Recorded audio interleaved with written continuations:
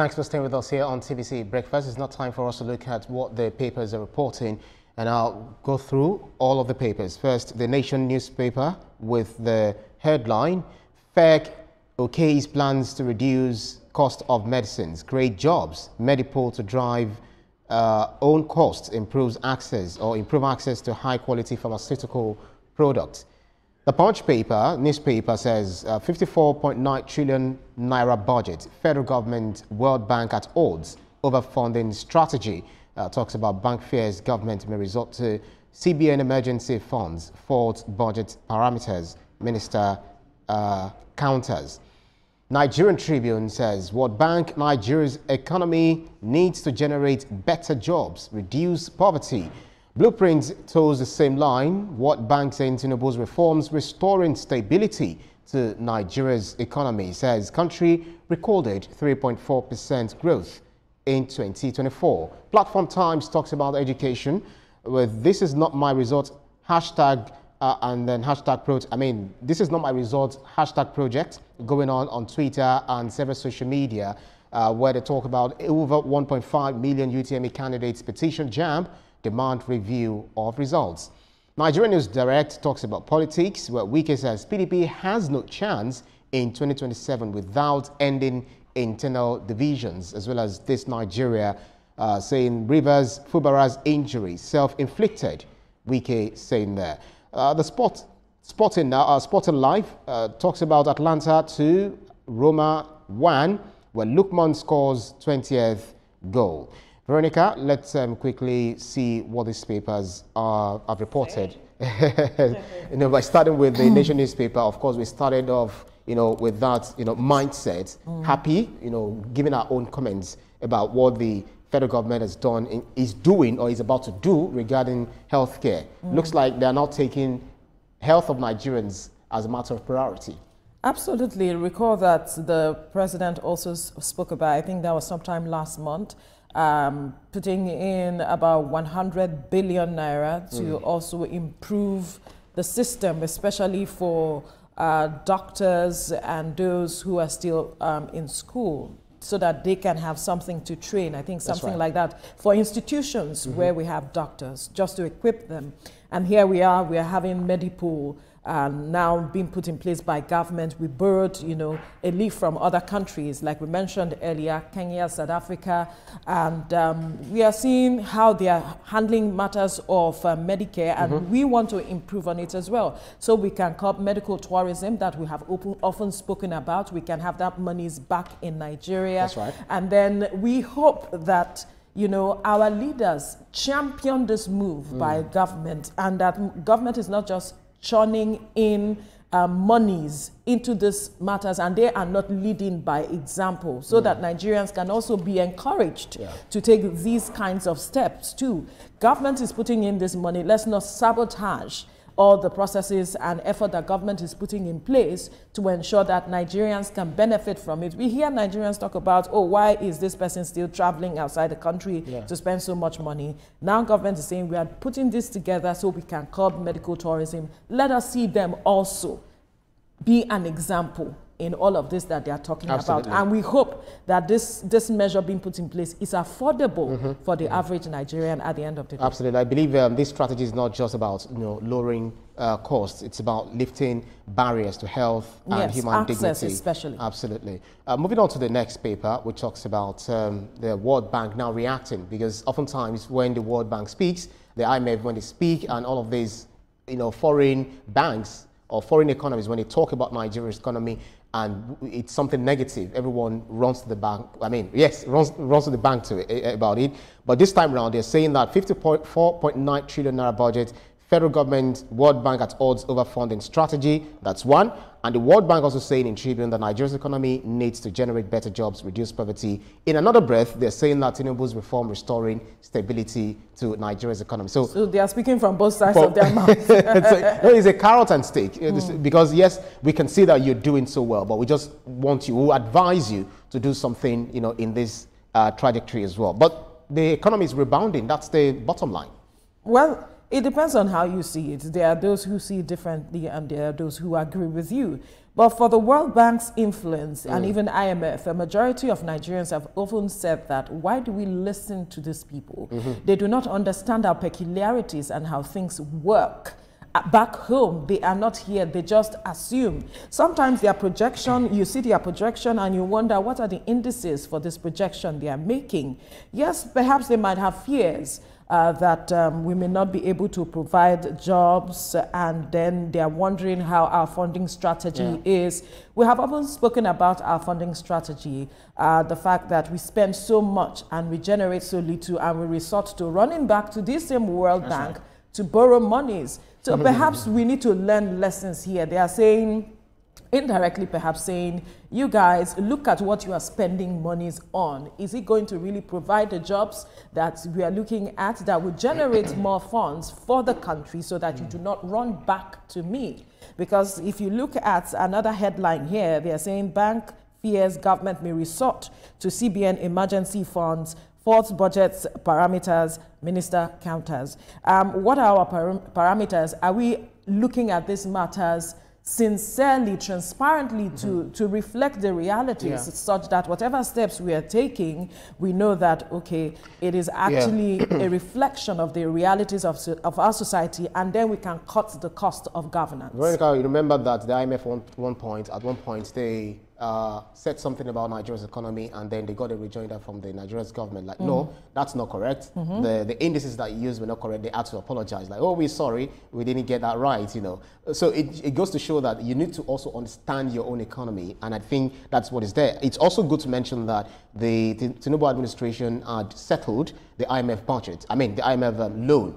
And if there's one book, something of an economic hitman, the title doesn't come to my head now, talks about how these foreign bodies, you know, suppress you, keeps you on your knees. And that's why I said we keep going back to them. So that you won't get to pay back this loans. So perhaps they were not expecting that we'll be able to pay this money as quickly as possible. And then they are wondering, okay, what can we see? What can we see? But then we must also ensure that we tidy up our own end by cutting the cost of governance and ensuring that we can generate funds and stop running back to these people, be it IMF, be it World Bank, to beg for money. Most definitely. Right, let's talk about what the Platform Times, you know, this is generating much and much of reactions, especially from candidates and their parents and even their examiners, saying that over 1.5 million UTME candidates petition JAMB, demand review of results. But it's good to hear that JAMB itself is also saying that they've ordered review amid widespread complaints. And it's about like the first time they're having this humongous amount of complaints. But when you trace it, the trajectory shows that educational, level continues to decline. What's happening? Year in, year out, the rate of failure is just, huge. Increasing by the day. It's a complex matter because there is the role of JAMB, there's the role of the family, the parents, there's the role of school, there's the role of government. Students. And the students as well. And the students as well, because that's why I said the family. Because the parents have to be there to guide their children. The family might be good, what about the children too? And some children are not pliable. They are not. It depends on how you began to raise them. If you laid the right foundation, of course, your child will be someone that you'll be able to form and fold in such a way that they respond to whatever it is you're saying, because they know that their future hangs on whatever advice you're giving to them. So it's a holistic matter. But talking about this matter of JAMB saying they are going to review their process, they are involving every stakeholder, talk about educators, tech experts, and all of it to look at the process from registration down to all of the processes, registration, you're looking at the marking scheme to ensure that, everything was followed through at the end of the day. So I am happy that they want to be as transparent as possible. That's right. Let us see what happened, because we still had a student that scored very high in JAMB. So it also means that parents need to start reflecting on, am I the one trying to influence my child from not doing the needful? And is my child even paying as much time to educating themselves rather than TikTok, rather than Facebook, being Instagram, on social media and all of it? I recall one interview we had with one lady last year. I was on Your View at the time, so we had that interview. She scored very high scores in her result, and she said that her parents guided her. And the matter of social media, they had to keep it aside. There were times she had little to no distractions. There was scheduled times for everything. It's not as if they, took everything away from her. When it is time for social media, it was managed, and then once that time is out, they take the phone from her and she focuses. And then she had groups where they read together. So she was able to excel because her parents influenced her and they were there for her. How many parents are there for their children? How many parents are there to ensure that, they do not take their children to miracle centers? Because JAMB also said that they try to curb exam malpractices, and that is why we saw this massive measures put in place. And then, now, if you say that you had glitches while you were at the examination hall, did you report the matter? What did the examiner say? What were the issues that were being raised, and what was the engagement with the examiners at these centers that you claim you had glitches at that time? So these are the things that JAMB has to look into addressing all of these matters. But I believe that parents need to take a major chunk of the blame here. They can come for me, but that is what I see. So when you say parents, teach your child how to address matter, and if they find themselves in a difficult situation, you can speak up and say, I'm having a challenge here. And then you ensure that you make that known, that I raised a matter, that I'm having a challenge. We might want to cut some parents some slack, because at a point, we have some of them who are in boarding schools. So the parents are, okay, we've entrusted our wards to you, please take care of them, because we know that you have good reputation. Right. So we believe that you will be able to guide our children. So how are they still failing? Fine, we know that some people actually passed. How did they do it? That's the question. If JAMB is saying that we did our own best, we did our own level best, we ensure that our system is foolproof, and we have done the right thing. So people that have failed actually got what they earned. And there's this maxim or this saying among students: when you pass, you say, I got this. And when you fail, you say, they gave me what they gave me this. They gave me this. So I think as you said, there's a whole lot of things that we need to look at. But one question that's always, troubling my mind is, now schools are teaching. Schools are ensuring that students are able to pass the exams. What is the curriculum they engage them, on? And what are the questions of JAMB? Are they being tested based on what the school teaches, or based on what the school they assume, or no, what the school should have taught them? So those are some of the questions. We did not do the exam, so we do not know which one. It is true. We did not do the exam, so we do not know what exactly transpired. Right.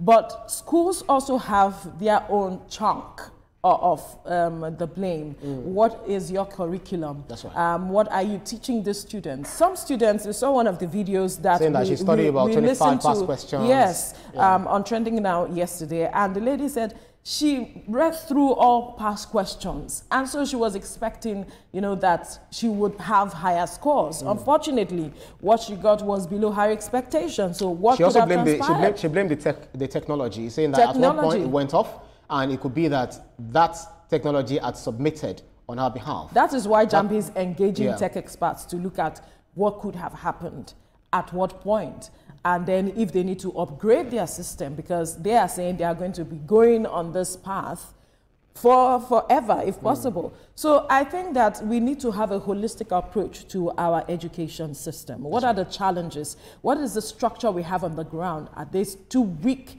to catch up with the demands that we are trying to place on them as it is? Because if technology was the challenge, then it means that technology the structure put in place wasn't strong enough for that volume of demand that was placed on it based on the number of students that carried out the exam at the time. So JAMB needs to improve on it.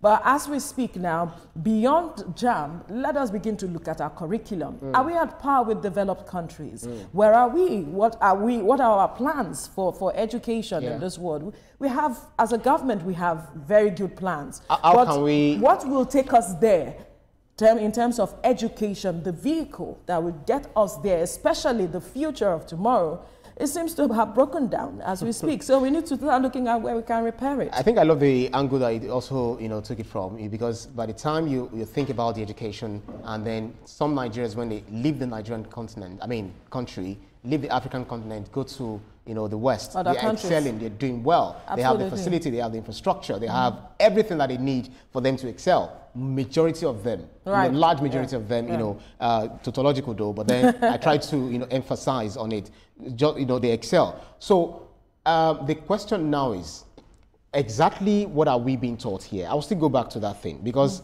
is it based on aptitude? Is it based on something that we can relate with? Not because, okay, for instance, go to some African continents where you have the Chinese, you have the Portuguese, you have the Arabians coming to mine our own, resources. We don't have the technical or technological know-how, but they have it. They teach their children. They teach them how to go and mine in Africa, how to do all of this. But what they teach us is how to label cockroaches, how to label fishes. Like, how does that help me? Have you seen videos of an average Chinese classroom for children who are aptitude, construction workers, between the nurses, ages of yes, 2, 3, 4, nursery, 5, or kindergarten? Kindergarten. Yeah. Do you see the way they are taught? Exactly. Practicality. They are seeing it. They are feeling it. Them right from when they are young. They start teaching them even how to cook, whatever it is. Yeah, if you want to be a chef, you want to be a pilot. They start teaching them that. But ours is totally different.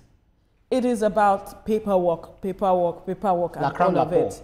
But parents should also take a responsibility here. You know your child. You should know your child. You should know their interests. Start, if the school is not doing their work. Yeah. Because even at that age, you are not sending them to, it's not a boarding school. That's right. At that age, you now start pushing them in that area you see that they find interest. Develop it as quickly as possible. Yes, we have Montessori schools and all of that. Most parents cannot afford that. Yeah, they can't afford because it. But some schools, some lower schools are also adopting the system. Yeah, but it's fine. It's important that as parents, you understand your child. If the system is failing, how do you fill in that gap? That's a critical question, because at the end of the day, whatever your child becomes, it comes back to haunt not just the society, but you first. The child comes to haunt you first. So it's important that you begin to groom your child to that path you are seeing that child is trying to manifest. And then you can now talk about, what is the school not doing? What school should I even take the child to at the end of the day to help groom the child as much as possible? And we know that will cost a lot of money. And so government, on the other hand, need to make education at certain levels very affordable. Yes, and we see that, with the student loan, which is also being fraught with some level of corruption by the Citadel of Learning themselves, where they're supposed to, impart character and learning as they speak. But the same thing is you still find this same Citadel of Learning taken from the students. That it's enough. Sad. Ibrahim, I must tell you, the government has done its own level best. It's horrifying. Is mind-boggling. I'm just trying to look for words to just describe hearing that story where you're seeing corruption in the aspect of NEL Fund. I mean, it's to help these students. And where are we? You are trying to also siphon it from the students. Why are we hating on ourselves? I mean, it's sad. It's really sad. Amazing. Let's move on to political angle of the dailies this morning, where we have Nigerian News Direct as well as This Nigeria talking about the APC, PDP, hulabalu, so to speak. But if you look at it, PDP has no chance in 2027 without ending internal divisions. That's according to the FCT Minister Nyesom Wike. Challenges critics says supporting Tinubu not a crime. Vows to challenge NEC meeting without Anyao. And This Nigeria saying that Fubara's injury self-inflicted, says Wike. So let's take it one at a time. One thing is Wike becoming the soothsayer, saying that PDP has no chance in 2027. But then he put a caveat without ending internal divisions. I think it makes sense there. Of course, when it comes to Wike does not care whose ox is God, and he just speaks his truth the way he wants to. If you like whatever you want to do it. There is nothing you can do to him. That's what he believes about himself. And that's why I would say Wike is who he thinks he is, as it is. And he also went ahead to say that this matter of zoning, they need to look at it critically because it's becoming a matter of self-interest. Recall on this table how we've always harped on self-interest, that what is happening to most of these parties, opposition parties, is that they put self-interest above the interest of the party and also the interest of the people. Of their supporters. Yeah. And so he's saying this is critical. And I'm wondering how the party members, whoever, are not seeing that it's a matter of addressing the issues, the division within the party, so they can move forward. You have a problem, deal with it. Well, but yet you find it so easy to point accusing fingers at another party for causing division within your party. Meanwhile, you are not trying to remove the log in your own eye. It's funny how these matters are being addressed within the party. You have internal mechanisms to address the situation, but you are refusing to pay attention to it. Yet you call several meetings and then you do not resolve anything. You know, isn't it baffling when you hear these people in the party, whenever they come on TV to, you know, talk about politics and all of that, and they tell you that the ruling party is not doing well, the ruling party is misgoverning or misruling Nigeria, to use their words, and that Nigerians would never vote for them again, and we have the solutions. And you ask them the question.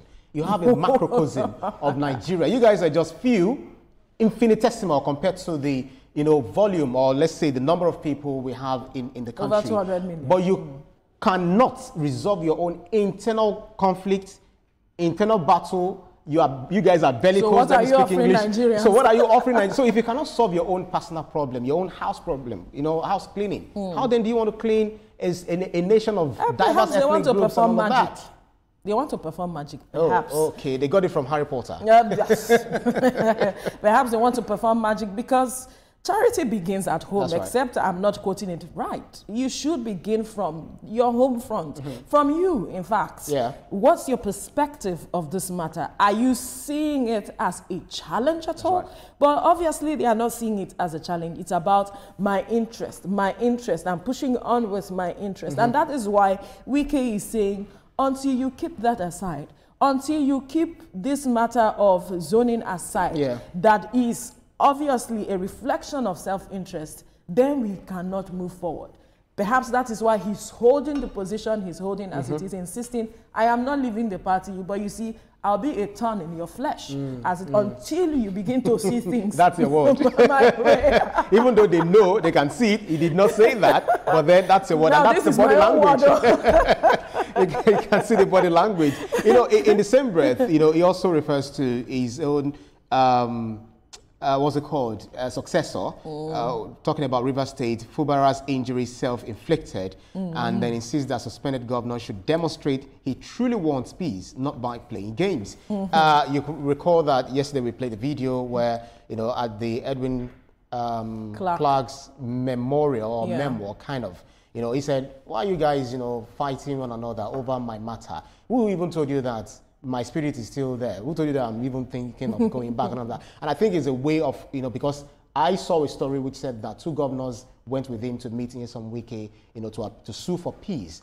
And then Wike told him, you can't call for peace when your people are busy abusing everyone, you know, fighting each other over, you know, little matter on televisions and all of that. I guess that's one of the reasons why he went out to say, guys, I think you need to tone it down. Are we beginning to see peace in River State? One way. Remember yesterday I mentioned that what that statement he made perhaps is a reflection of he's sitting down and, you know, taking notes. As Fubara himself, not as Governor Fubara. But he had to look at, okay, himself as governor, the things that played out. And then now that he's suspended, he's looking at just comparing notes with regards to all that has transpired. Yes, self-reflection, the conversations he has had with his predecessor, talking about Nyesom Wike, and every other person that has tried to resolve this matter. And he has seen the position where he should begin to speak from as first of Fubara and then as a governor. I know you people support me. I know you people love me and you want to go all the way to express your love and interest in my decisions and everything. But I think after he had spoken with Nyesom Wike, I think you guys need to tone it down, because Nyesom Wike says Fubara does not have the capacity for peace until the people who are supporting him begin to tone down on all of their display as it is. So he is saying you should be able to control your people. You should be able to influence your people in such a way that when you say you are going the path of peace, they are also with you. They demonstrate it as well, that because if they are not demonstrating it, then it's lip service from my own perspective. Now, speaking like what Wike is saying now, this is not me, but I guess what Wike wants him to do is to have a hold over his supporters. He wants to see genuineness. He wants to see that he is perhaps transparent and truthful and perhaps remorseful with regards to those issues that transpired between them. Perhaps they are on the path of peace if Fubara can rein in on his supporters to, you know, tone down on their issues. And so perhaps we'll see some level of peace in the state. I do not know whether we still have, you know, some time.